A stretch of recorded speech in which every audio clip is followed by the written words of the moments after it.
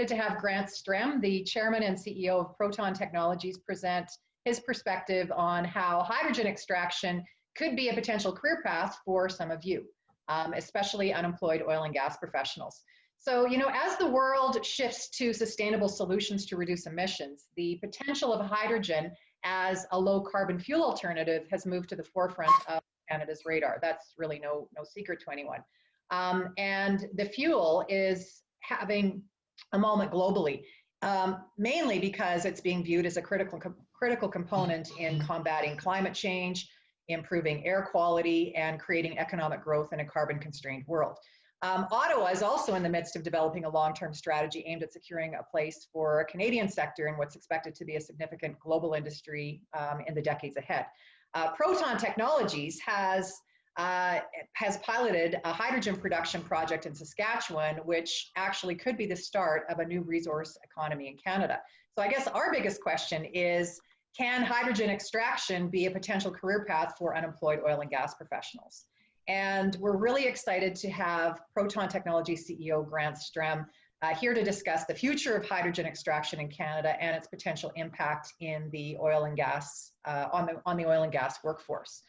Just a little bit of background on Grant. He was born and raised in Calgary. He has a BSc in geology and a master's in reservoir characterization, both from the University of Calgary. He considers himself an explorationist and has worked for a number of producers, including Paramount, Burlington, ConocoPhillips, Total, Husky, etc. He's also worked as a reserves evaluator for GLG Petroleum Consultants and was a research analyst at TD Securities covering the oil sands sector prior to him starting his own oil company, which focused primarily on light oil, helium, and geothermal resources domestically and internationally within fractured granite systems. So Grant's focus changed in 2015 when he co-founded Proton with one of his friends and former professors, Dr. Ian Gates, who happened to be the department head for the Petroleum and Chemical Engineering faculty at U of C. Grant believes it is possible to produce hydrogen at far lower cost per joule of energy than diesel and gasoline without emissions. So on that note, I would like to turn it over to Grant. Welcome, Grant. Thanks very much, Jackie. And I must say, I tried to achieve the same hair, but I didn't quite get there. I love it. I'm working on it. Maybe give me a few months and I'll see what I can do. And meanwhile, I'm having fun with my COVID mustache. It's I just wanted to introduce my mustache to you as well. So I'll try and keep this. Thank you very much. I'll try and keep this talk mainly sort of optimistic and lighthearted. But I first wanted to. So I do believe there is enormous opportunity anytime there's an enormous transition. And there is undoubtedly an enormous transition, which is bewildering and difficult at first, like extremely, extremely hard. But I wanted to go through a little bit about sort of where my walk has begun from a career perspective and where we are now and where I sort of see things going and where the various opportunities are. Yeah, as mentioned, born in Calgary. I actually started out not really wanting to go to university. I wanted to take a year off, and my dad said, "You have to go. I'll pay for your first semester." And I did, and I started enjoying a philosophy option I took. And so I started working on a philosophy degree. And in the late 90s, I was working in a bush camp near Grand Cache with 90 guys. And 4 of them had philosophy degrees, and their career was cutting down like we had big brush saws. We were brush cutters. And I thought I should probably switch into something more employable. And at the time, I kind of thought geology was an employable or a relatively employable path. And I've subsequently learned, as many of us on this call potentially, it hasn't been as stable of an environment or a career choice as I would have hoped. So Jackie listed a litany of different companies that I worked for and different little sub-careers and things like that.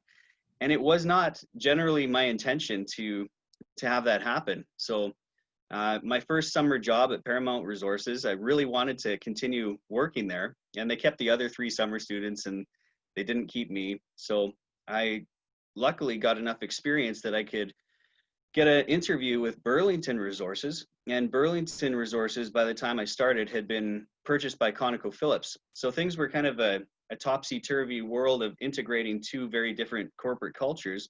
And in the very first week, an interesting anecdote from a brilliant old geophysicist named Merle Reamer. And Merle said, Grant, in the last 8 years, I have had 15 different jobs, 15 different bosses, and I have not once applied for a transfer. I have not once left a job. It all happened through acquisitions and reorganizations. So he said, buckle up. This is going to be a wild ride. And I thought, ConocoPhillips is a huge company. Definitely it's going to be a fairly stable thing. And actually, within my more conventional part of my career, I was there for over 3 years, which I think was the longest individual stint that I had in any given thing. And there is good reasons for this. So not only are there changes in technologies, new plays, new fads of the day, but against the backdrop of it all, there's just this wildly fluctuating oil price. So that can present, that has presented many companies historically with tremendous opportunities. If you can seize an idea and make it work, like that, definitely there has been an unbelievable amount of success stories, but I think counterbalanced by a far, far larger number of heartburns and heartaches along the way. So the volatility of the energy business in Canada, it's not only those factors, but it's also, there are government policies that can change. So one of my friends more or less lost one of his businesses because of a requirement to count frogs for 3 cubic meters of water release, salty water, which had the exact same chemistry as the salt they were spraying on the roads a little ways away. But he had to spend millions of dollars to deal with all this fencing, and they actually chopped down a big part of the forest to assess this 3 cubic meter plume. That's just an example. Like, a regulator can change the game in a day. The caribou regulations shifting in Canada was a big part of the reason I lost my former oil company. Suddenly, half of my land base was not accessible. I'll come back to that, but I guess walking through this career, I worked for ConocoPhillips. I was very happy. I was ranked highly. I think I was well regarded as an explorationist because I was basically the only guy who was pursuing shales. Most of the management layers above me had quit. They mostly were Burlington people and went off and did other startups and various initiatives. But I guess there was a significant difference in approach. So Burlington liked doing low mud weight flaring while drilling, drill aggressively, big capital programs, drill. And ConocoPhillips was much more of a, let's analyze this a little more, let's get to the bottom, we need a better model. And so there was a clash in corporate cultures. I'm not saying one is right or wrong, although I do kind of tend to prefer the shoot from the hip, get your 80% answer and move with it. But the ConocoPhillips program, so there was I was transferred eventually into a group that was supposed to drill a bunch of Cardium oil wells. They were verticals. There was, I think, 32 of them in the program. And I gave a presentation because I had just looked at a whole bunch of horizontal drilling and fracking stuff that was happening already in the States. I gave a presentation explaining the physics. And one of the VPs got really upset at the end. He said, don't you know that horizontal wells cost more than verticals? And basically the program got slashed more and more. And I think he was under a lot of pressure. It was an untested technology in Canada, and I can appreciate that. He eventually got laid off as well, as did many people. But around Christmas of 2008, when there was that sort of spike down in the broader markets, and just after Stelmach's Our Fair Share royalty adjustment, we kind of all saw the writing on the wall, especially because these vertical wells were unlikely to be economic at the suddenly lower oil price. So all of my team, except for one person, got laid off in early 2009. and I was upside down. I had just about been to be transferred to Perth or Aberdeen for a year of training, and things had looked so good. And then all of a sudden, I built a big house, had a big mortgage, had a new baby, another one on the way, and then suddenly to find myself in this situation was really, an upset, especially when I could look around. My brother is a teacher, so he's got a very stable career. It can be the middle of a pandemic and he will get a paycheck. So it's not the case if you're working in a volatile business like the Canadian industry and energy industry. So just, I guess, recognizing these differences. I won't bore you with all the ups and downs and details of the walk, but at various times, I had to basically, I brought in, we rented out all the extra rooms in the house, and just to try and pay the mortgage, while I eventually, I kind of cobbled together opportunities as I could. Some of them were jobs that were temporary to start with. Some of them were longer term, but then the company would reorganize or shift directions or strategy, or more likely overstep and run out of money and just have to lay off a bunch of people. So for various reasons, it's a difficult game to play. There's the whole internal politics that comes with the big oil companies, where it's a bit of a, I don't know, if you've worked, I'm sure many of you have worked for big oil companies, and the politics can really be an uncomfortable factor when that becomes a primary focus of your coworkers. It gets kind of less fun. So I guess a confluence of these things. I have 4 kids, and I think partly as a result of this restructuring of my career over and over and over, ended up getting divorced, and there was a lot of personal challenges that I think were partly brought on by economic factors that were difficult in this career path. So many of you, and the reason I'm saying all this is probably, many of you have experienced similar things, or maybe you had a very stable career and then suddenly it's gone, or maybe you had something that was a little bit more up and down like mine. But I think that there's within the framework that we have, the right answer is not necessarily, well, we should all go back and get teaching degrees or government jobs. I think everybody who is inclined to do that already has, and even governments are trying to figure out ways to slash their budget, grow the economy, and get back.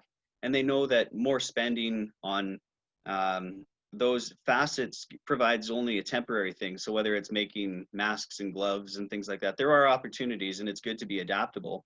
Like I read an article about a guy with a fab shop near Edmonton who basically in March said, okay guys, we're going to build plastic masks for COVID. And that's what kept things going for him. And I think there's a whole bunch of these types of things where as opportunities arise, we have to be adaptable. And so there's 2 ways to do that. One of them is to try and understand and grab the bull by the horns and go where the money's going. And right now, the money is definitely going away from carbon intensive industry. My personal view is that the oil and gas business worldwide is going to not need as many people per barrel produced, which means that as people retire out of it or are laid off out of it or whatever, the technologies have improved so much that per barrel employment has trended dramatically downward. And I think that that's a trend that will continue as efficiencies grow, technologies improve. So yes, there is a whole service side and a way to improve those things and offer services, but it's a really tough game to play, and I think it's getting tougher because it's in a carbon focused environment. So if you look at the global investments around the world, there are multi-trillion-dollar funds, sovereign wealth funds, huge economic forces in the world who have decided to actively divest from the oil and gas sector. And this already began with the coal sector and is continuing even in places like China. I know there's a lot under construction, but there are phase out plans also. and intentions to decarbonize. So it is an absolutely immense scale global trend. So even if your cash flow from an oil operation is good and you can build it brick by brick, you have to make sure that you can do it all from your own revenue and from your own pocketbook, because the access to capital through the conventional channels is, I think, gone away.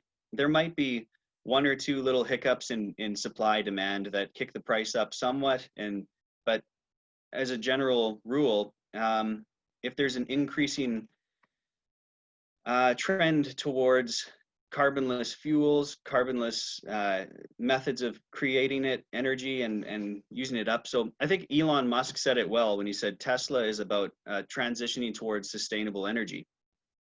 And that's both in the generation side with their solar roof and that type of thing. And it's also on the use case side. So if they can entirely bypass the need for the very expensive processing of carbon molecules.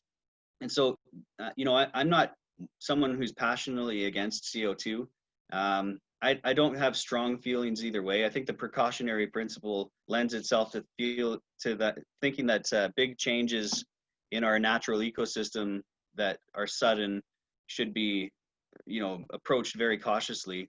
But air pollution is an indisputable problem. So there are millions of deaths every year. This year, there's about 8 million deaths from air pollution, and there's only about 8 billion people. So 1 in 1,000 chance that, somebody, any one of us on this call will die in any given year from air pollution. And so which means like in the next 5 years, if there's 125 people here, I guess that's next 7.5 years, one of the people on this call potentially or mathematically should die of air pollution. And I don't think that that's reasonable. It's kind of like living in a country that's just grown adjusted to being in a war zone or something like that. You live with the risk, but I don't think we should. The technology of 100 years ago made a lot of sense and lifted us out of poverty. But as a trend, to perpetuate and continue that when we know how bad it is for the cancers it causes, the reduction in IQ, all these different things that you suffer. It's not just about death, chronic inflammation diseases. I think that it's time for that to stop, and it's hard to imagine governments pushing forward and trying to accelerate back in that direction. Perhaps more importantly, the efficiency of production of oil, more than about 1/6 of the mass of an oil molecule is carbon. Carbon is just carrying it along, and there is some volumetric packing advantages to doing that. But if you think about an oil field, you have to use energy to find these oil molecules, use energy generally to get them to a production wellbore, use energy to produce it to the surface, all the friction and mass of pipelining it and big pumping horsepower to get it to some distant refinery. And basically you burn natural gas. This is how it's done today, to get the hydrogen into the oil to give you different types of oil like diesel, gasoline, and jet fuel. And then you transport those a very long way at huge energy cost, just so that it can be held in a tank and slowly oxidized. So it isn't actually, what people don't want jet fuel, they want a flight. A consumer just wants a flight. They want to get to A to B for a reasonable price and time frame. They want a warm house. They want whatever. It doesn't really matter how their items show up at Canadian Tire. They just want it there, convenient and inexpensive, or food items at the grocery store. And so if that can all be done in a way that's less expensive and without the toxic effects or the GHG controversy, which is now a big topic, as you know, then if you can save money doing that, then a lot of suppliers are starting to move that way. And I think that the change from oil products like diesel and gasoline towards decarbonized ones like battery electric vehicles or hydrogen trains and things like that is underway. And that is, people are doing it not because they love the environment in general. Sometimes it is an access to capital issue, and there are these other things related to that, but it is cheaper already. So I think that, you have to try and skate to where the puck is moving, and the puck is moving towards, from an energy perspective, clean energy opportunities. I think that there is the other global movement that I see is a currency crisis. You know, if governments are expanding their money supply by 10 or 20% per year, there will absolutely be a lot of front page news headlines about this. So within the wealth preservation realm, that's going to be a factor, a growing factor as well. And I guess I was going to mention one more trend where I see a whole sector is going to have a lot of money put towards it. It's sort of old age related stuff. So people want to want their parents to live in nice care facilities. They want convenient, robots to bring them a cup of coffee or whatever, reduced mobility challenges and personal care. As much of that can be optimized and robotized and improved, I think that that's a trend that demographically, a lot of the world's wealth is in the hands of an aging demographic. So yeah, and people like their comfort. So it's not going to be like put everybody in a very utilitarian thing until they expire. I think there's going to be a lot of money spent on the comfort of the elderly. So I don't think that some of those technologies will be beneficial to society. For example, I would love to have a robot bring me a coffee, but and I think there are different efficiencies that get saved all through society with some of those types of things, but there's I think a much greater impact on our long-term future if we focus on the clean energy aspect and become part of that transition. At the birth of the internet, there was just dozens of companies, and you didn't know which ones were crazy, which ones were great, and so a lot of investors took a shotgun approach. They would basically buy a little bit of everything because they know that their model doesn't work. They had never seen the internet before. They had never factored in the implications of it. Nobody guessed that Wikipedia would come up. There was all these different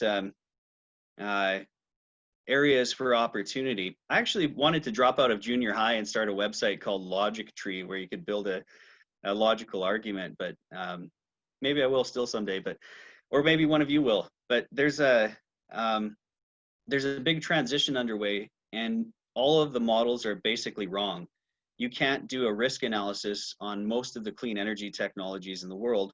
And if there's incredibly strong forcing functions towards this direction, there will be a lot of waste and a lot of crazy things that just go to nowhere. So, but it's very difficult for investors to know which are pets.com and which ones are going to be the Googles. So undoubtedly there will be some great success stories and people who jump in and grab market share within some niche. Maybe you have a hydrogen compatible valve or measurement system and you become the known name for that. That's something, and Toyota buys your better widget for a hydrogen something or other. There's a whole bunch of these niches that I think that need to be considered. And if you can grab one and grab market share early and be the only known name in that new movement, you might be the Google of that sector, segment, function, service. So yeah, I guess there's two ways to do that primarily. One is through spearheading it yourself, and one is to look around and see what you think is going to be the really important future. So bullying your way in to Nell Hydrogen, for example, or to Cummins and say, I want to be on the fuel cell division at Ballard, or I want to develop the expertise to understand electric chargers, or I want to convert my fab shop to start manufacturing hydrogen steel instead of you know, whatever else, carbon, like oil field stuff. There, some of it might be incremental and easy to shift, and some of it will be you know, learning a new skill set. So if you know how to calculate a structural load for you know, some oil and gas tank farm or something, you can definitely figure out how to calculate a structural load for a windmill or a solar installation or different aspects like that. So I'm not here to dwell or focus too much on my favorite company, which is Proton Technologies. But I think that, you know, we will be also growing alongside many other companies in this transition. And one of the advantages we bring is a lot of it is standard oil field technology and approaches. So, you know, I think we've got almost 50, roughly 50 people now, some in the office, some in our field site in Saskatchewan. And if we get better financing, I hope to grow that dramatically as we bite off and build more projects here and there. But I don't think, you know, it's hard to set your watch for that. So far, lately, we've been hiring people who are willing to work for shares in Proton Canada, and it's been which I think are a far better currency than Canadian dollars. So maybe at the end of the day, having yeah. Anyway, there's a multifaceted options here. But the main point is adaptability, being willing to move in a new direction. So when my last layoff was from Husky, and when Husky laid me off, I applied for some jobs. I had friends at different companies, and I had a job interview, and I got the job. They gave me a signed offer letter. One was from Synovus. I got a job interview and an offer letter from Coke, and I got a job interview and an offer letter from another one. And this is Christmas 2015, or maybe it was maybe the year before. Anyway, they gave me these offer letters, and all of them evaporated over Christmas break. There was a hiring freeze, and I thought, if those guys aren't hiring, you know, I have to do something else. So sometimes the journey into entrepreneurial endeavors is very ragged. It's a hard start. It can be, you know, it's ideal if you have a cushion that you can springboard from, but it's kind of craft dinner, hand to mouth. You know, you have to chop through and make your own destiny to a large extent. And there's an old saying that a rising tide floats all ships. And I think that, you know, because so many investors now have to evaluate clean energy businesses with a shotgun approach and a portfolio approach instead of a risk analysis approach, there will be all sorts of, there is an increased likelihood of finding financing if you're within a realm that looks to be serving a very popular movement. So I guess for those of you who are thinking of starting a business, I would highly recommend find something that's within the clean energy umbrella and ecosystem, and say, I fit into this segment like this, and just define one little thing. Don't get too broad based. If you're trying to raise money, you know, this is something I learned kind of the hard way. People really, really like simple messages. So, and I'm sorry if I'm overcomplicating this, because I'm a complicated person by nature, but to as great as an extent as I can, I try and just break it down to a few very simple steps of thought. In the case of Proton, for example, you know, I used to go into details about what the different reactions are doing, and, you know, possibilities and various outcomes and theoretical things in the future. But if I bring it right down to the heart of it, clean energy, I guess, is the simplest. Oh, which clean energy? Oh, hydrogen without emissions. Okay. Well, that sounds popular. I've read about that. Okay. Well, how do you do that? Well, you know how oil fields and oil products have a lot of energy, and when you add oxygen to them, like in an engine, it gives you a lot of energy. Oh yeah, yeah. I think my furnace works like that, or I had a truck that does that. Yeah, okay. So that's something simple that people get there, and then well, we do that, but we have a downhole filter that only lets hydrogen through. A filter, okay. So we used to have more jargony terminology around this stuff, and don't have jargon, don't have acronyms to the greatest extent possible. Just boil it down to just the key digestible elements that you're pretty sure like a six-year-old could probably understand in a straightforward conversation, because that's yeah, my mom's a retired grade 1 teacher, and she kept asking me, I'd make a presentation, say, Mom, what do you think of this thing? And she would have so many questions, bless her heart, she's a really smart lady, but she's not very scientific. And she would have a lot of questions where I would assume she would have a basic knowledge in, and she didn't.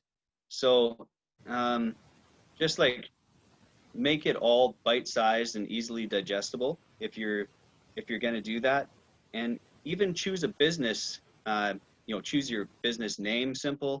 Choose a business that is understandable, unless you have like some very niche thing where you have a customer who already gets it and has a overwhelming need, or you want to get in line and be another one of the fuel cell companies or another one of this. Like if there's a popular movement, there's room for a lot of these companies, and some will do better than others, and some will have new ideas once they get started. Be willing to pivot. So like I watched one of the founders of what's that company, Airbnb. They like basically kept themselves going at one point selling political cereal. So they had like I think it was like Obama grams or something. I can't remember exactly what it was, but that's how they kept going, and they made enough to stay alive as a business until they could eventually pivot to something else. They said, okay, well, maybe we could put air mattresses. We can just like Airbnb, we can put air mattresses on people's floors and rent out air mattresses. So they had a different business concept, and that evolved. And Proton has improved and iterated. I think every business idea to start with, you might have the core element, like I want to kind of be involved in this sector somehow. And they say you can't steer a car unless it's moving, or you can't steer a ship unless the sail's up, or all these different cliches, but they're quite true. And yet if you're doing something, you'll recognize the niches a lot better, partly because if you're trying to sell shares or sell a product to somebody and they ask you a couple of questions, you go, oh, I hadn't thought of that. That is a problem. How do I come up with a path around this? So I guess recommend, if you're going to start something like that, just get going. Yesterday's better than tomorrow. And so carpe diem and all that. Yeah, and I guess if I was going to say one more summary statement, I'll get to some questions here pretty soon. But if I was going to say a summary statement, I think you should approach this with optimism. A transition will always have very, very significant opportunities. If there's a war, making boots is suddenly good boots are important. There's all these different things. If there's a pandemic, making masks is important. If there's a transition to clean energy, all these different things are needed. And I think if your career is going to be more or less private sector, you have to be adaptable by nature. The big non-adaptable entities pretty much are not going to be hiring anybody else. They're going to actually be shrinking through time and struggling with their own cash flow and burn rate. But if there's a big transition in a new direction, you have to be optimistic and trust yourself to figure it out along the way, and you will find that path. So I hope my little expose of my own random walk and career was not too disheartening. It's at times been bludgeoning and difficult, and at times been tremendously joyful. And I'm very, very pleased and happy to be part of Proton, and just kind of fortunate to be the right place, right idea, the right time. And through these iterations, I've built to the point where I've got this great, great company full of great, great people that are going to absolutely change the future in terms of the cost structure of clean energy. So it doesn't always have to be like, say, sort of a big sweeping thing like that. But if there's like a even a widget that can be part of that and improve that, or somehow fit into this transition, I think it's much more viable than trying to support a slowly dwindling industry. And I'm not against oil. It'll always be needed for carbon products like asphalt and plastics. But to simply go on burning it when we know the toxic effects and the cost structure and the inefficiencies is, that's unlikely to be something that perpetuates. So I've got a list of questions that people had sent in, Jackie. Do you want me to start with these, or would you like to? Oh, you're still muted, Jackie. And we probably have about 20 more too, Grant. Okay. So first of all, I just want to thank you. You've been most inspiring. And I think, your message is exactly on point for many of the people online today, because they come from the dwindling energy sector. Most of them have been laid off and are looking to pivot into something. And it's this very scary concept to get their heads around. First of all, should I pivot? And if I should, okay, well, where do I go?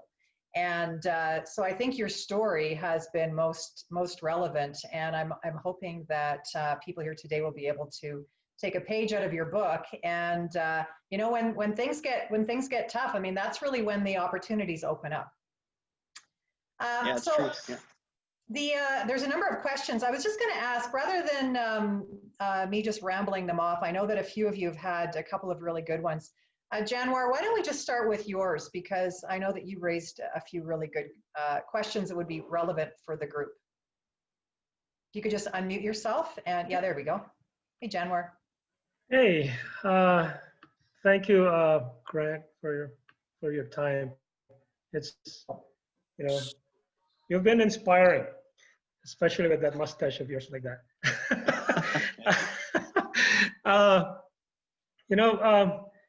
My first question, I guess, you went to Saskatchewan to do your operations. Is that by design? Oh, why not in Alberta? And I guess, what is needed from Alberta to attract people or a company like you in Proton?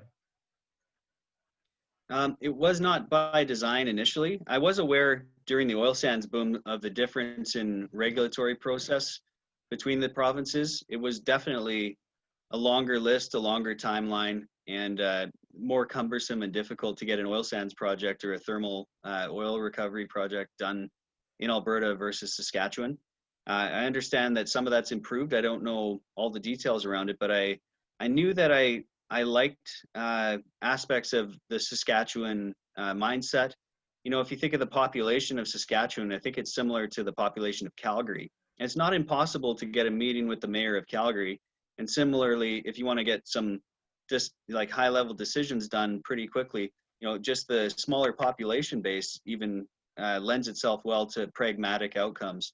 So I liked, I didn't actually expect that we could buy this facility.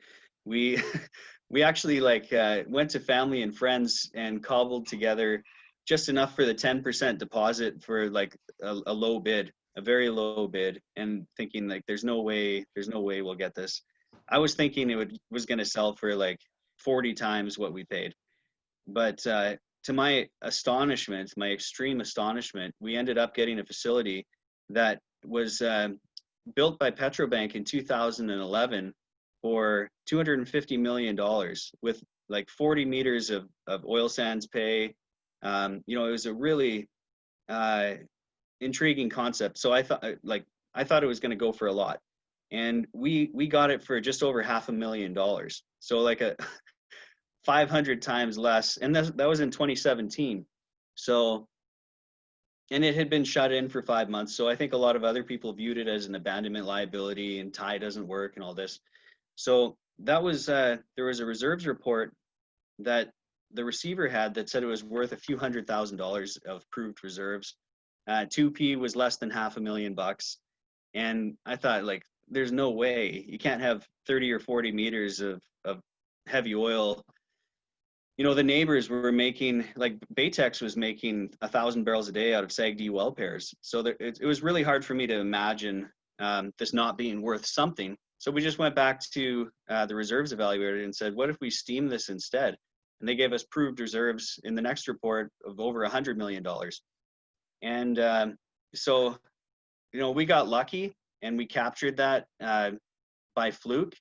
And it was convenient that the tie process already had been producing hydrogen on site and had a grant, like, you know, an approval for dealing with, you know, as we iterate and work on the different elements as we sort of iterate better and better technology.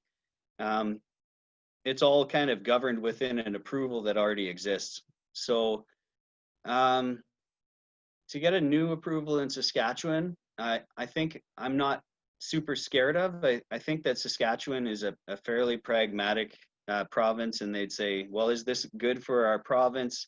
Does it have the potential to improve our carbon footprint long term and provide jobs and all the usual stuff, energy?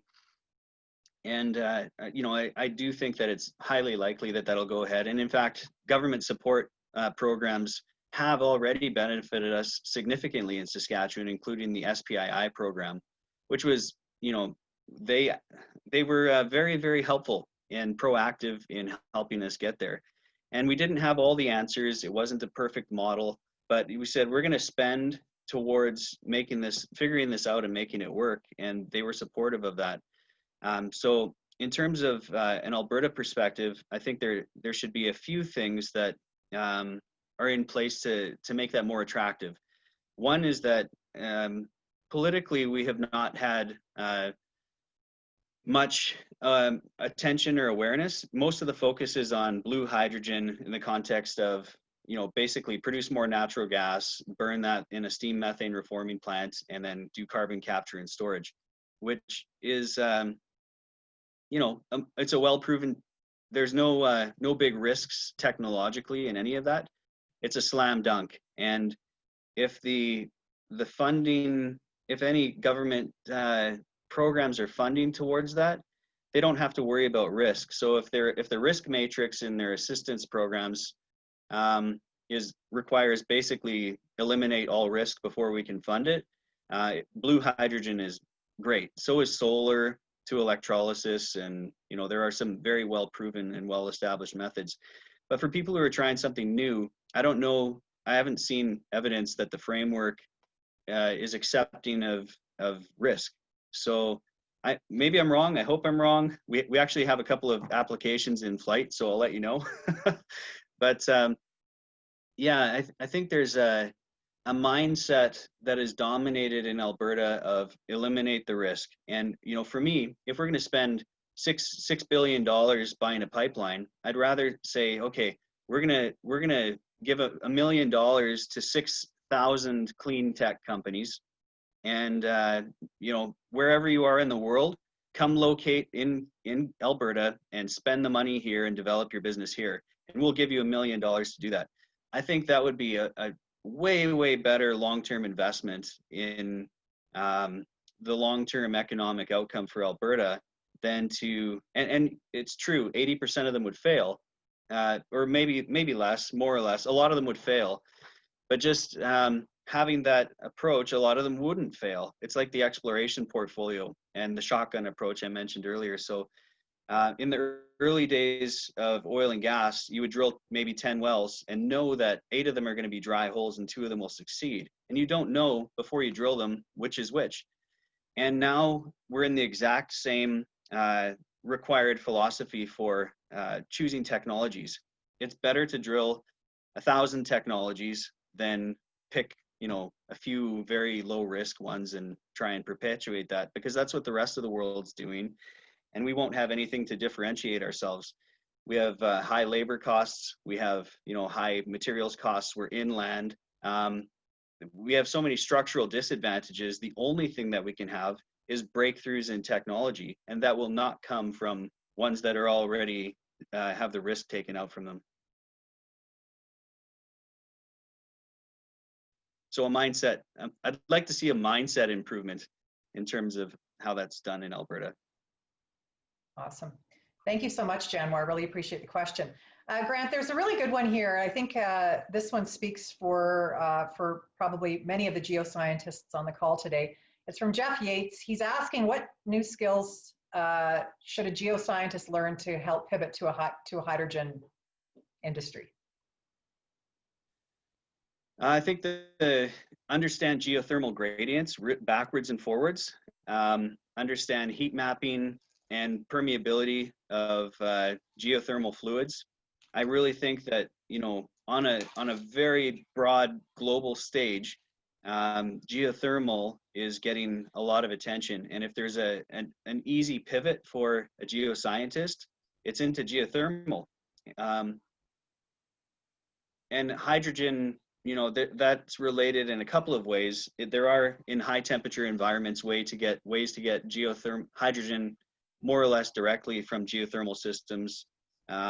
But there's also just make electricity to make hydrogen through electrolysis.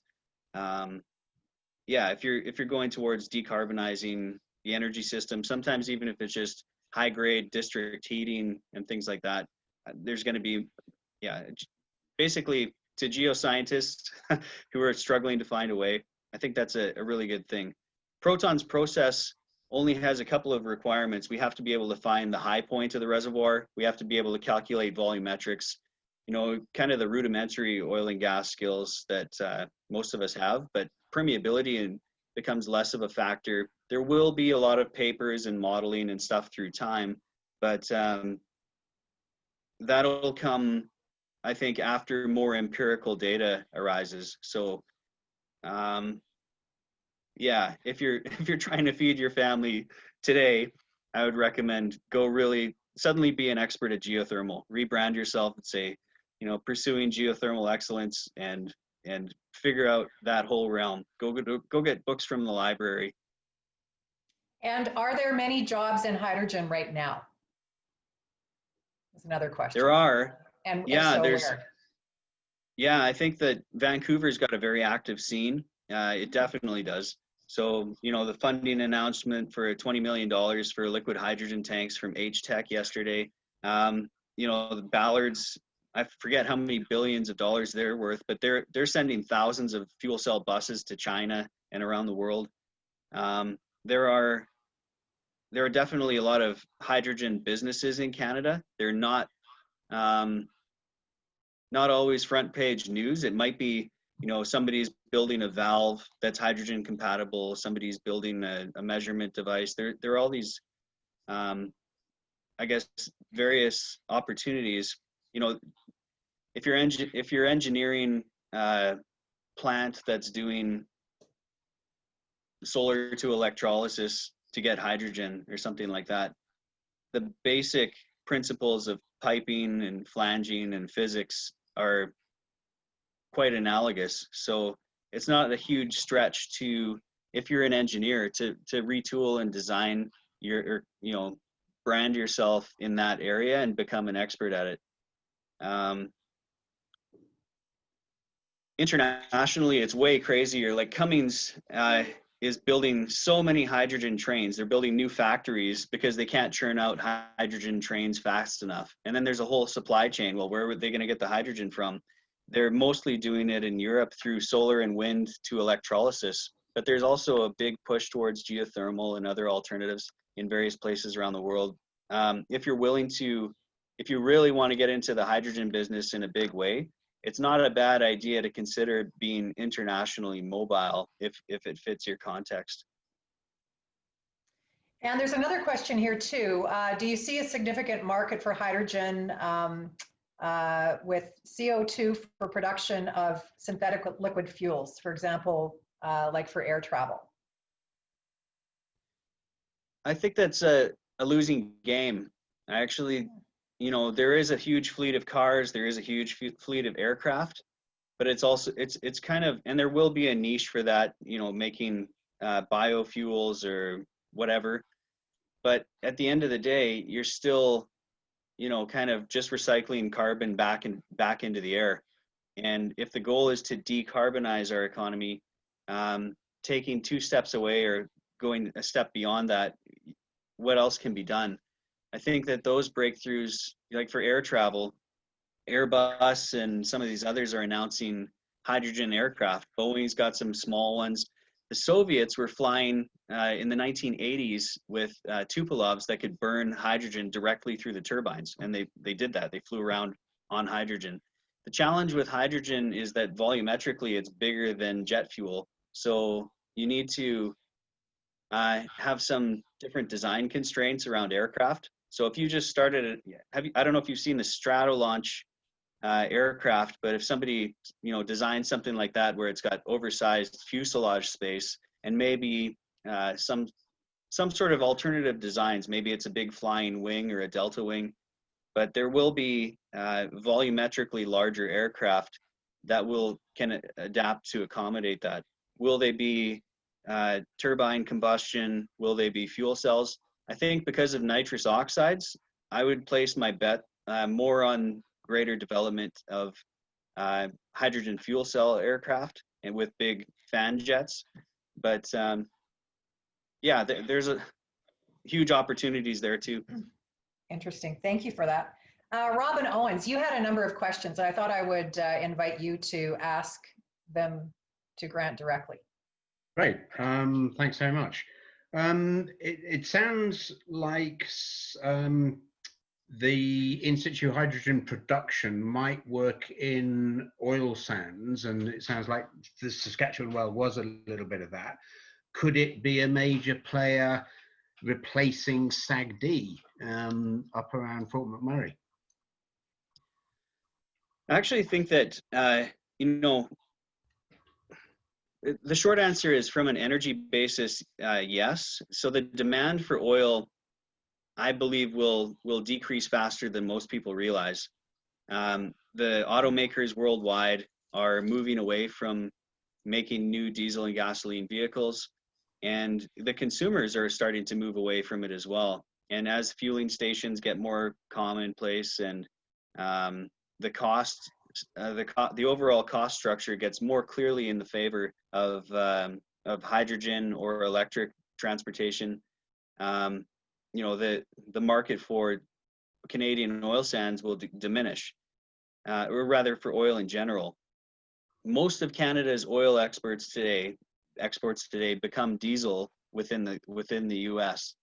And if diesel vehicles are outlawed in California or new sales by, I think it was 2035, there's not a big long-term market. Definitely 50 years from now, everything will look very structurally different. That said, Canada has some advantages on oil. If we're not just burning the product, if it's actually making products, it's very chemical rich. It's a high carbon oil with vanadium and nickel and sulfur and various other things that right now we see as a nuisance, because as a fuel that you just burn, you have to process that, remove it, landfill it. But if the goal is to make physical products from the oil, Canada has an advantage and very intriguing low-cost producers. So, people might have mixed feelings about the big oil sands players that we have here, but they are very good at producing oil at low cost. And from a carbon perspective, I think they'll be advantaged in doing that over the long run. What I think will change is how the steam generators are progressing. So we've been working with ProPack for over a year on a once through steam generator where you can fuel it with pure hydrogen. So we're going to have one of those. We plan to have one of those out at our demo site. And I think that those are going to be there's going to be a decarbonization in the method of extracting the oil, and you can do radio frequency heating and all these other things. Accellaware is an example. So there's lots of paths to change the viscosity of the oil and extract it in ways that don't need to have a carbon footprint. So I think that that's going to be one of the transitions that happens within SAGD. But SAGD will continue to a large extent because I guess we've got the infrastructure, huge pipelines. If people are hedged in long-term contracts, I think the oil will flow. Even if the demand dries up fairly quickly for diesel and gasoline, Canadian oil in that scenario would be one of the more advantaged ones because of all the chemicals. Okay, thank you. Thank you, Robin. Greg Demchuk, you had a number of really good questions. Would you like to pose them to Grant? Sure. Hi, Grant. Good to talk to you again. In the means of time, maybe I'll just stick to one on the attracting capital side of things, just to switch it up a bit here. So a recent webinar that I attended on bioeconomy and biomass ready projects, they were talking about recently, the feds have come out with some bioeconomy development zone rating system as a mechanism for capital markets to, like you're talking about the risk levels.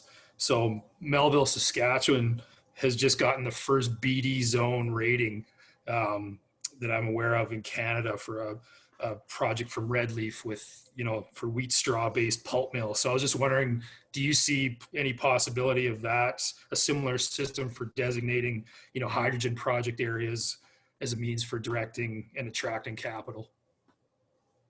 I'm not familiar with the system, but I think that there are advantages to clustering different customers together. So in the Edmonton region, there's already a couple thousand tons a day of hydrogen production. So there's a clear market for making fertilizer and upgrading oil. And the ATCO is starting to sell a little bit of hydrogen into the natural gas stream. There are a huge confluence of various pipes, export pipes, domestic pipes, transmission ones. So I think that if you have, and then there's big power lines. So at a confluence of places where we might have multiple offtake partners, we might be able to even have it as there's rail lines, maybe there's going to be hydrogen trains or trucks going on here too. I think that would be like an example of a confluence of different customers. So I don't know about from the funding side, whether that needs to be the case. Typically, I like to see that there's customer demand and customer commitment actually before building it. So the easiest way to look at that for hydrogen is if you can make electricity in a deregulated environment like Alberta, you can just get onto the power line and sell electricity from your hydrogen. If you're able to, I think the rules are likely to shift where initially a very small percentage of hydrogen will be allowed to be blended into pipeline or natural gas distribution systems. When that happens, it doesn't really matter where you are, as long as you stay within the allowable threshold for that area of the pipe, then you can, virtually have, you can have very large access to an existing market. So, location specific for hydrogen, I guess that would probably make more sense from the transportation fuel side. So if somebody said, we're going to take Grand Prairie and make sure that we have lots of hydrogen fueling stations, that might be a way that it makes sense to attract a little bit of extra government support to get that one area fixed up so that it's meaningful. So if somebody buys a pickup truck, they can buy a hydrogen pickup truck or car or whatever, as long as they know kind of they're within that realm. So probably it makes a lot of sense for the transportation fuel side, but on the industrial wholesale side, probably less. Okay, thanks. Thanks, Greg. Scott Matishan, would you like to ask your question?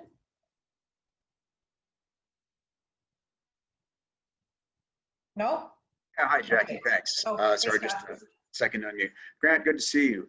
Well, my question basically revolved around the end user and supply chains, which you touched on already.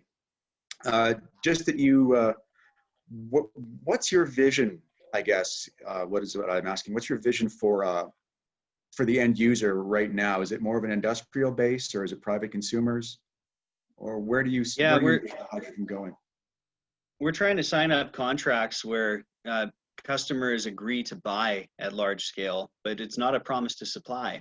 So if we provide it, they will pay us less than they pay per gigajoule of natural gas. And that's to get the worst case scenario pricing is lower than natural gas per gigajoule of hydrogen.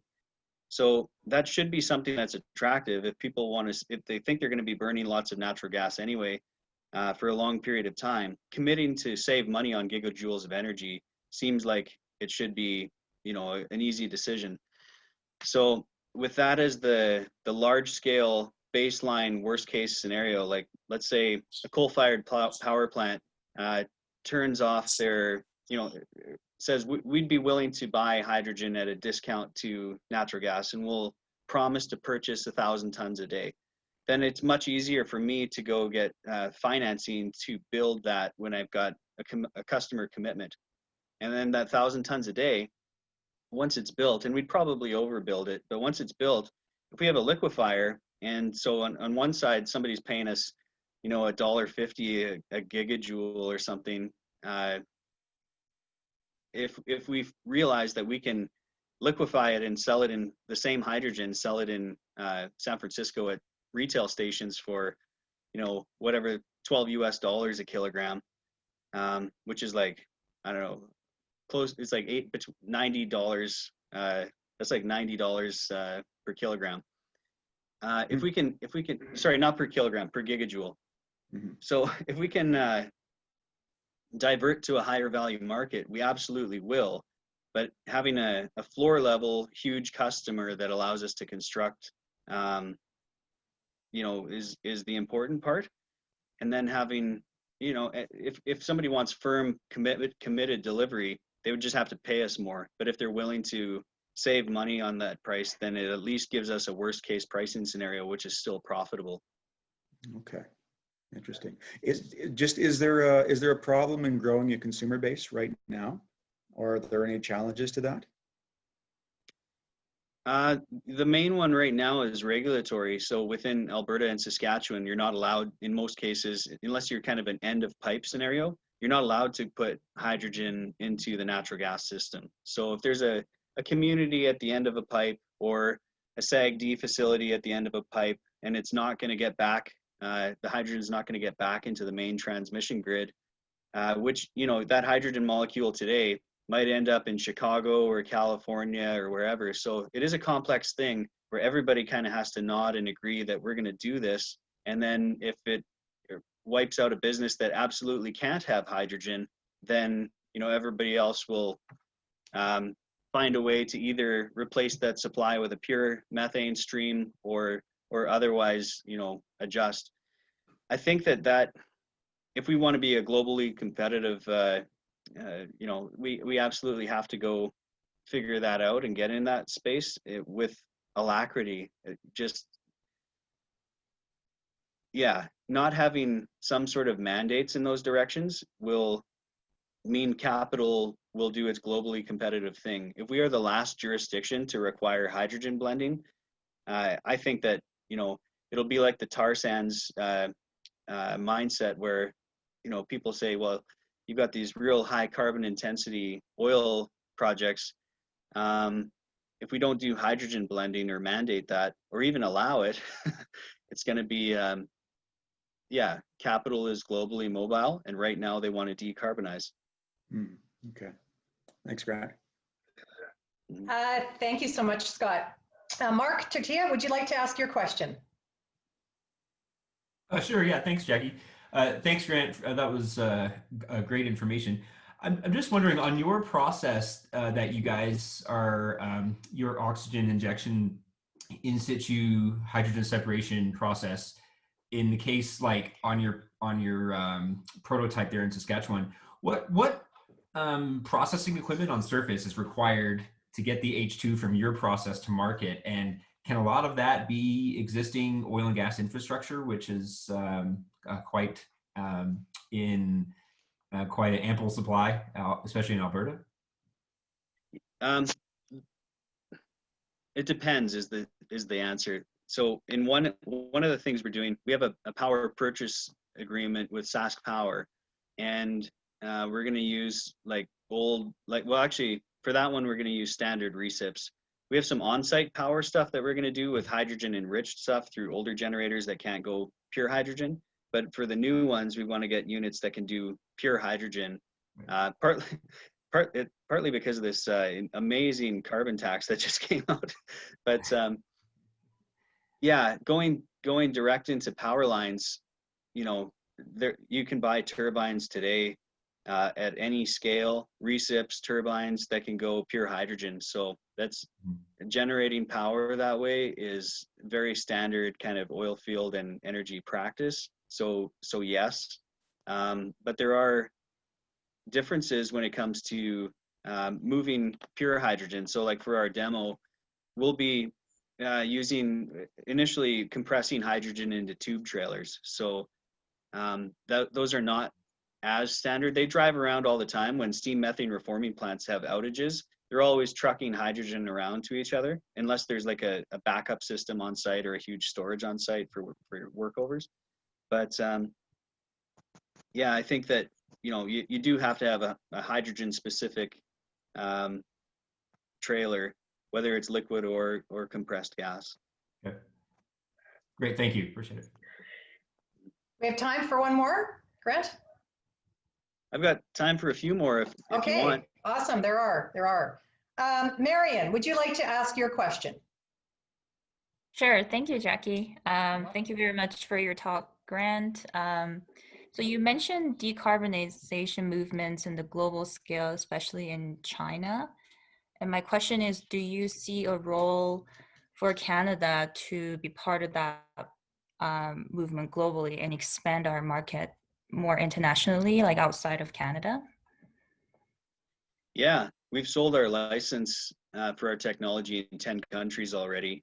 At least one of them's actually, I guess 2 of them are making some pretty fast headway.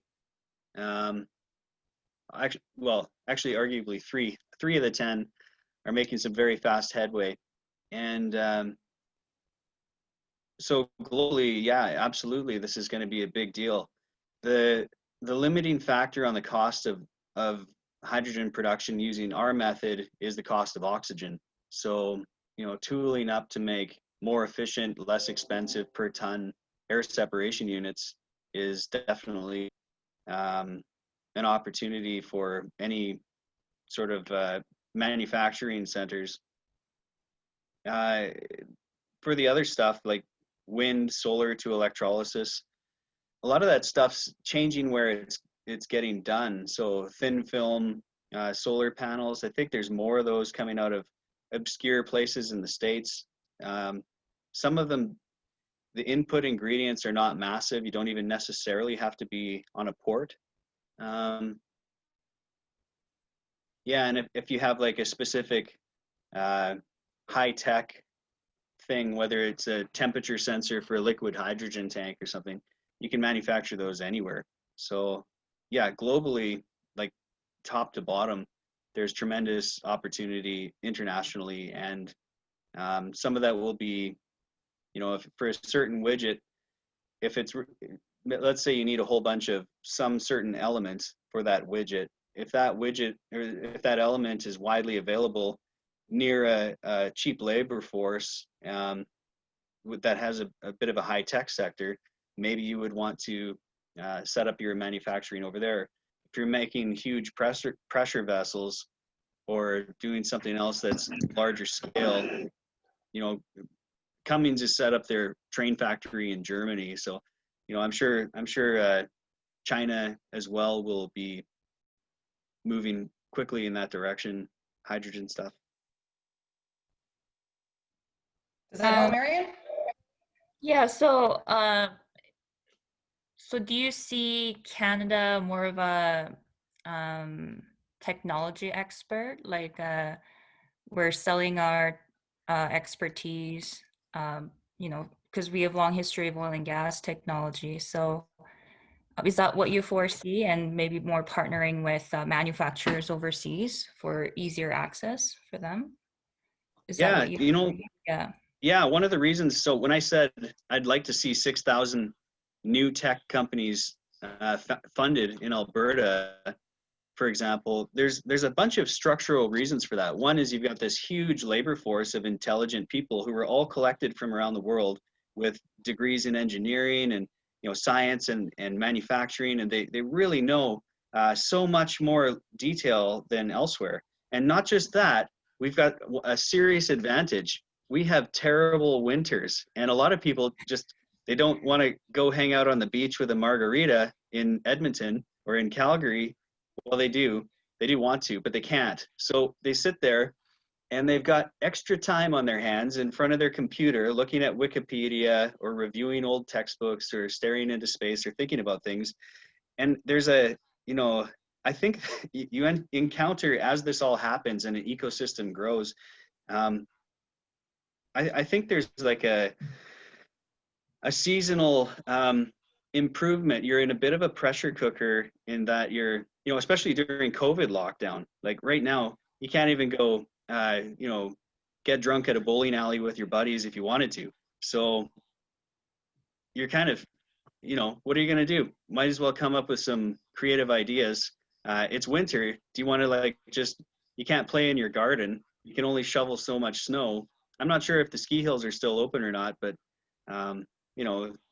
you can't always afford to go skiing every day either. So come up with some good ideas. That's like, it's a great place for Alberta to put the ideas out.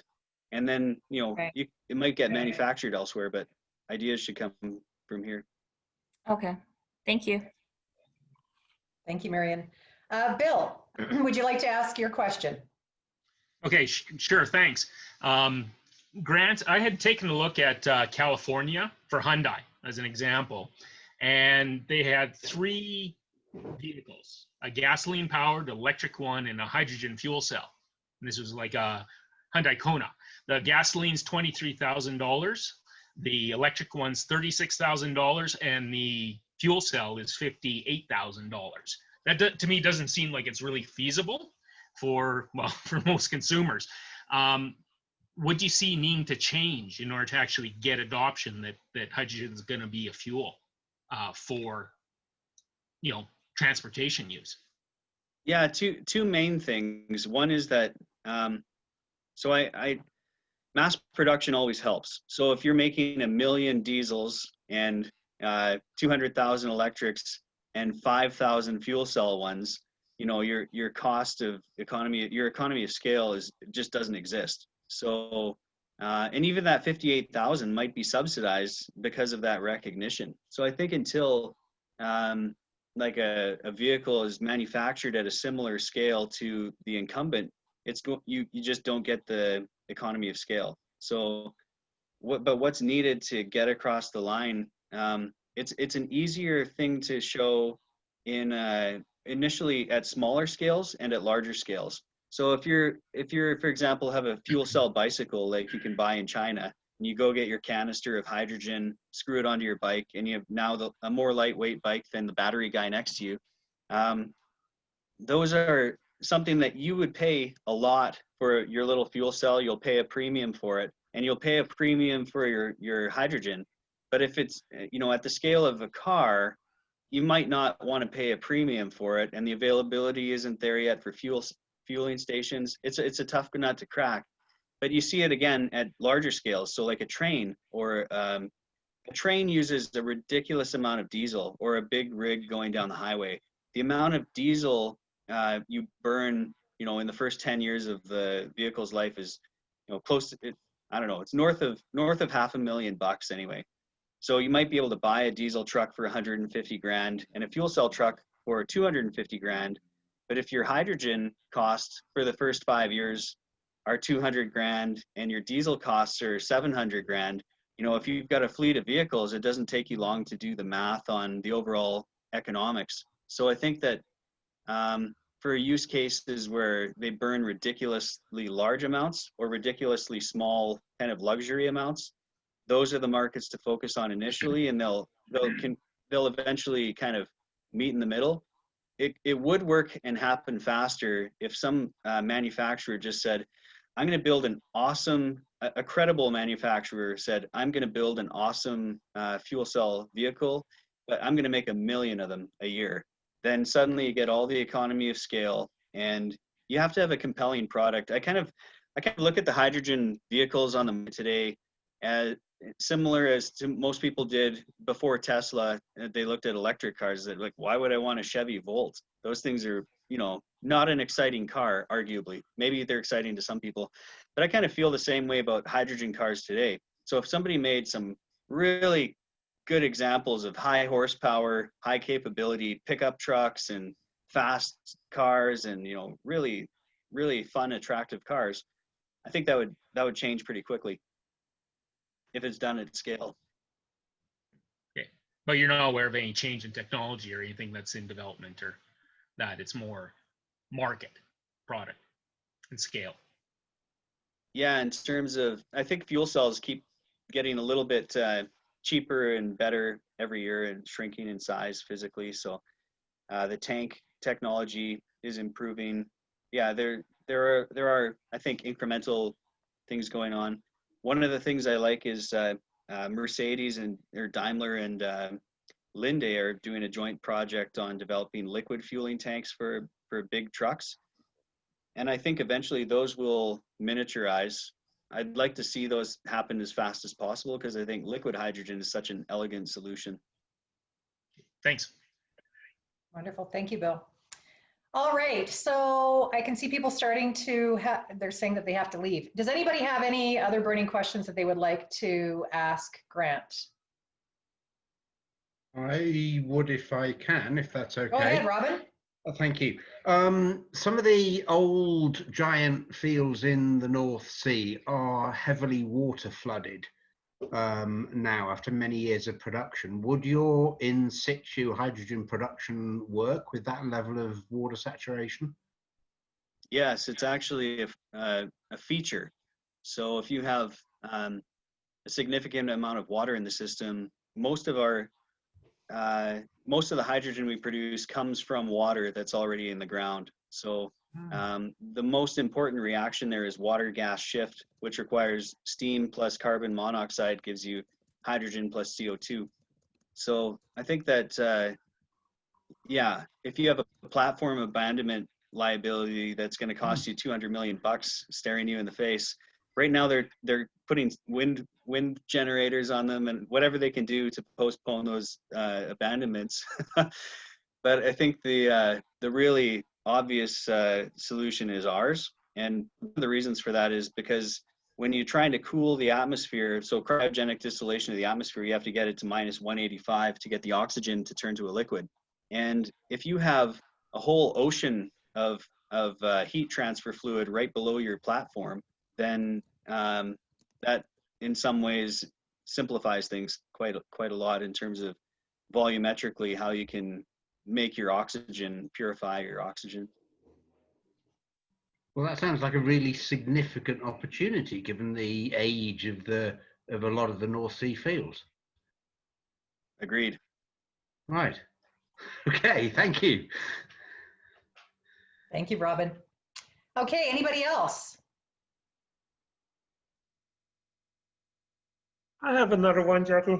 Go for it, Janwar. Grant, do you see any fit for natural gas, at least in the intermediate time, until hydrogen, becomes, I guess, a big portion of our energy usage? Yeah, hydrogen or natural gas, like all of our furnaces and hot water tanks and everything have to operate, within a certain amount. So hydrogen volumetrically you know, on a mass basis, it's more energy dense, but on a volume basis, it's less energy dense than natural gas. So Hawaii is doing about 30% blending into their natural gas system. And I've heard of some local studies where, you know, a variety of vintages of appliances were tested. And it seems like 30% is a reasonable target that basically everything can handle if it was designed for natural gas. Beyond that, the flame length shrinks, the temperature of the flame goes up, and then the volume, the orifice size has to change. And if there is any air blending, then that the system has to change above 30% basically. So given the fact that all of our houses are this way, that will be, and yeah, you can switch them to dual fuel. So if somebody said, you know, by 2040, you have to have a hydrogen compatible one, which either automatically or you flick a switch to change the orifice and allow the change. You know, if that mandate was set, and it probably will be at some point, then yeah, there's a significant opportunity. How I see it sort of playing out, you know, until somebody says that, there will be this long time where there will be a gradually increasing amount up to the maximum of 30%. But with in the bigger transmission lines, I think it'll actually go even higher. So at the source, maybe you go to 35% because hydrogen preferentially escapes if you mix it in a line with natural gas. So it's like all the little molecules fight to escape wherever they can, which reduces the fugitive emissions problem. So natural gas is a much stronger greenhouse gas than CO2. So if you have your whole supply chain to, even if you have a blue hydrogen system, you're still leaking a tremendous amount of GHGs just through the system that gets it there. So at the source, if you can mix hydrogen in, you eradicate quite a bit of those that GHG footprint in the upstream emissions. And then from, you know, the distribution to houses, I think will go to 30%. Industrially, it'll be, I think, much faster. So with carbon taxes, natural gas power production is completely uneconomic in 10 years. At $170 a ton, that works out to about $65 a megawatt hour. And that's on top of all your other normal costs. So, and meanwhile, the price of solar is dropping, the price of geothermal is dropping, the price of all these other ones are, and other creative ideas are coming up, and the cost structure is improving. So yeah, basically I think natural gas, if it's a significant part of the plan from a power production perspective, it's very scary to be a natural gas power producer today. From a residential supply standpoint, that will have a much longer tail, but even people will be trying to heat their homes differently, maybe more electricity and stuff, because their carbon tax will ratchet up the power bill significantly, their heating bill. One more thing, if I may. What do you think of the negative sentiment against blue hydrogen? I don't like it, to tell you the truth, but there's negative sentiment, right?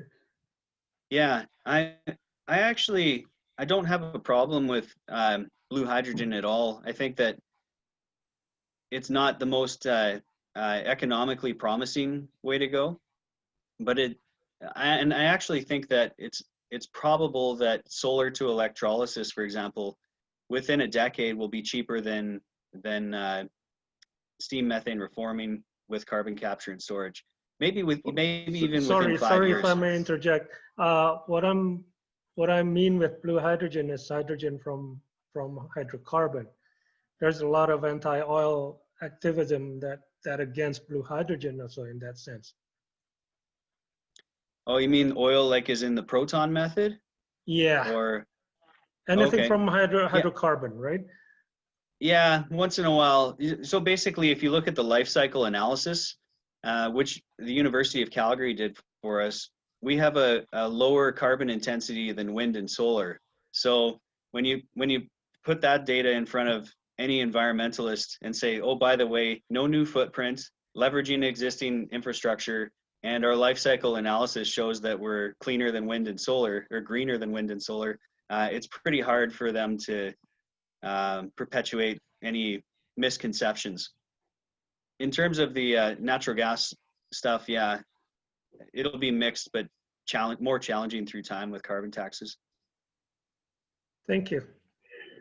Thank you, Janwar. Does anyone have any questions? I have to leave at like right now because I'm teaching at 1:30. Not that I want to. I could spend all afternoon listening to Grant. My gosh, you have been so inspiring. Janelle, you've got some questions. Would you like to pass them on? Okay, I'm going to sign off, Grant, and I just wanted to say thank you from the bottom of my heart. This has been you've been most generous, and this has been exceptionally informative for especially to our clients. So thank you. My pleasure, Jackie. Thanks for inviting me. Best of luck. Hey, Grant. How are you today? Good, Janelle. How are you? Great presentation. I'm loving the mustache. You're rocking it. Thank you. So my question is, I'm pivoting more into an Indigenous relations type of role, and I just don't know, like, are there opportunities in that area with clean energy? I assume so. Yeah, if you're doing wind and solar developments or transmission lines or pipelines on Indigenous traditional lands, you'll probably have to do a lot of consulting. Yeah, so yeah, I would suggest that will be something that will continue. Okay, great. Yeah, I just wasn't sure. Thanks, that's all. Yeah. Thanks. Hi, Grant. This is Sean Kazicki. I have a quick question for you, if you don't mind. Sure. So I see a lot of information in the news right now with COP21 coming up and with the UN and the Great Reset. And a lot of that, one of the pillars there, of course, is around green technology. I think I've also read that the EU is looking at signing a Green Deal. And I'm curious, how quickly do you think Canada will move in that direction with all this international pressure? It's a complex problem, partly because there are, let's say, gray areas or even clear areas where provincial jurisdiction has clear authority over their own aspects of their own outcome. And I think a lot of the, let's say, more carbon emitting types of areas or provinces like Alberta are resistant to transitioning, or somewhat resistant to, yeah, I think that's a fair statement. It's not an entirely true statement. There are aspects and statements and funding that are in support of it. So I don't want to say it's all bad or anything, but there is yeah, I don't think that it's clear. I think there will be objections from some of the provinces. So it's not necessarily clear that Canada can sign Alberta up for some of these international mandates, for example. So I think there will be active, protracted resistance in that regard under this government.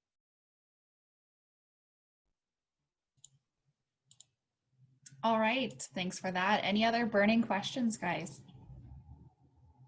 I have one more quick one if I can slip it in. Sure, Greg. Grant, so just talking about the business model with kind of the contract order first setup, just curious on the how solid is the production results from the pilot? Like, you know, you're mentioning 1,000-ton hydrogen order, so you know, data talks, right? So just curious where you are data wise. Our data is available for sale, but I will point you to the landing page of our website where we have the Marguerite Lake data set and an academic paper related to that showing over 40% hydrogen. So we're happy with our results. I feel confident that we could sign, somebody wanted to buy 1,000 tons a day. I'd be very happy to build a project and supply that. Great, thanks. All right. Any other last minute questions before we finish off today? I have one last minute one. Hey, Grant, it's nice to see you. I'm a 2020 graduate of the University of Calgary, a major in petroleum geology. I've been out of work since graduating. Do you have any advice for any new young geologists? Yeah, man, you should probably, my advice would be a geothermal expert. So that is a field that I've always liked geothermal. I've been to some conferences on Iceland. You know, I've toured around various geothermal sites. I think the potential, not only for technological advancement, but even just applying what we already have, is tremendous. And in a decarbonizing world, yeah, just like really tool up on understanding geothermal systems, both from sort of heat transfer to fluids. What's out there? Understand the lingo. Are we going to attach an organic Rankine on the back of this turbine, steam turbine? Are we going to go supercritical? You know, there is a whole bunch of, I think Wikipedia probably would be like a pretty good starting point, and you could find a niche. You'd say, oh, I evaluate this type of igneous system, or I really like, you know, the hard rock, really tight rock geothermal systems. That is going to be an increasing demand globally. Will it be an increasing demand in Alberta with this new carbon tax? Hell yes. Hell yes. So everybody said in the past, well, geothermal doesn't make any sense in Alberta or in BC. Like, you know, there's Mount Garibaldi erupted 8,000 years ago. There's all sorts of hot spots, and BC's got a great framework for geothermal. If the natural gas cost is through the roof because of carbon taxes and ratcheting up more and more, you can't always say, yeah, well, that's not competitive with natural gas, because, well, now it is. Yeah, for sure. All right. Thanks a lot, man. Yep. All right. Well, thank you, Grant, so much for all of the information today. Thank you for sticking around a little later to answer all these questions. It seems that it's definitely a hot topic right now. Do you have any last minute things you want to say before we finish up today? Yeah, thank you. And it was my pleasure. I'm happy to have come and explored with you some of my my history and my thoughts about the future and the opportunities it contains. I guess be optimistic and believe in yourself. If you're at the bottom, things can only go up. If something's not working, change what you're doing. And if you see a movement towards something where there's a whole bunch of new opportunity, go see how you can be a part of that and get started rather than figuring it all out first. Figure it out along the way.